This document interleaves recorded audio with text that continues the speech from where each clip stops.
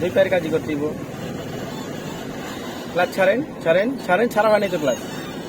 এক্সেলটা হালকা দেন, ব্যাস ইজি। এক্সেলটা এতটুকু ঠিক আছে, আর চাপ দিবেন না। এই চাপ যে দিচ্ছেন এটা ফিল করতে দিব। আবার ক্লাচ ধরেন, ব্রেকের উপর পাও নেবেন, চাপ দিবেন না।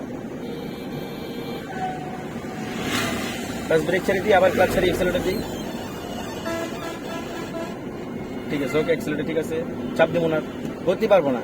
ওই এক্সেলেটর দিছি, গতি পারতেছে না, মনে করবো যে আমার এক্সেলেটর হয় নাই, তা না বিষয়টা। ওই যে বললাম না, ইঞ্জিনের যে ভাইব্রেশন, ওইটা ফিল করবেন, যে ইঞ্জিনে কেমন ফিল দিতেছে। আবার যদি আপনার একদমই ক্লাস ছাইরা দিয়া এক্সেলেটর না দেন, তাহলে গাড়ি আরো আস্তে স্লো হইতে থাকে। এই মোশনটা ফিল করুন যে আমার গাড়ি ফ্লোতে আছে কিনা।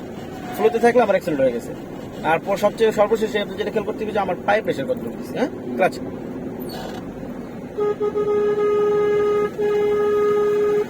আবার ক্লাচ ছাড়ি, হালকা এক্সেলেটর। এই যে ঠিক আছে, ঠিক আছে না এক্সেলেটর, এইটাই ফিল করবো আমরা।